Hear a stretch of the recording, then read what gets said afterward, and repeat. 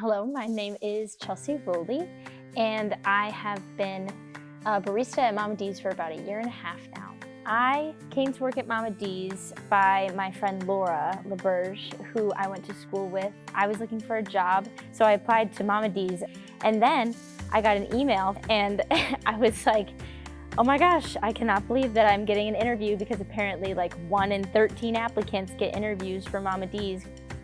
Like a day later, she gave me a second interview, and the second interview is basically when she hands you like the W-2 form, like you're in. And I was like, oh my gosh, overjoyed. The community in Mama D's, like the love in that building is just off the charts. No matter whether you're having a good day or a bad day or just your average Tuesday, like you walk in there and you feel loved and comfortable.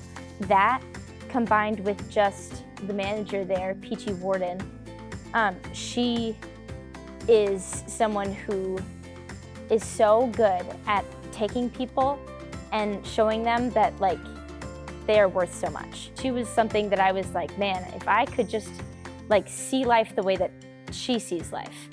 And so a lot was like kind of in my mind at the time, and I was like, man, life sucks. Like that's just how I was feeling, because it was COVID, all this stuff was going on in my family, things were not great, I didn't feel a lot of support from anyone. And then all of a sudden it was kind of like, why don't you just like join Young Life? And I was like, well, nothing to lose, like sure, let's do it. Like one thing led to another, and I just started attending things because I just liked the people, and I was like, these people treat me so well, and they're like kind of more fun than my other friends, so like I'll just see what it's about. And I was like super prepared to be just like a social Christian and just go to things and like not really intake any of what was being said. I just wanted to like be with the people. It was just there's a ton of people who just showed me what life could be. Eventually I was just like, I'm on fire for this.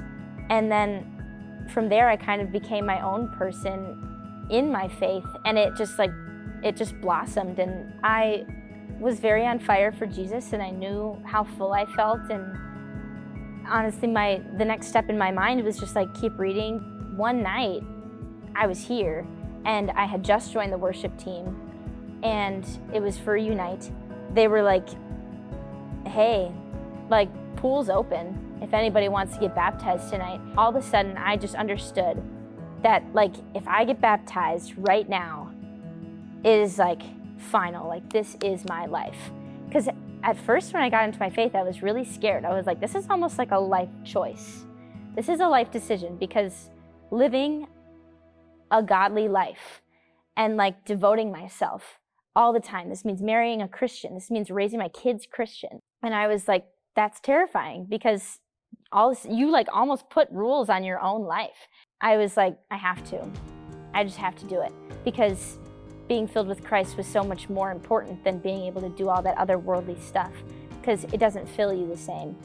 And so when I got baptized, when it happened, I was just like, I don't need anything else. I kind of didn't have a lot in life, but I had so much at the same time, and that's what was so beautiful about it, and that's how I knew I needed to do it, because it felt so right. There's been a lot that's been lost in the process of me finding Christ, but there's been so much that's been gained. The gratitude in my life has soared. I didn't used to be grateful. I mean, I used to think the world owed me something. So all of the Bible studies and all of the people like constantly getting together and building the community more and more every single time we did, it helped so much with just ingraining it all into my life. Simply, it was just the best thing that happened to me, and that was like would not have happened if it wasn't for Mama D's.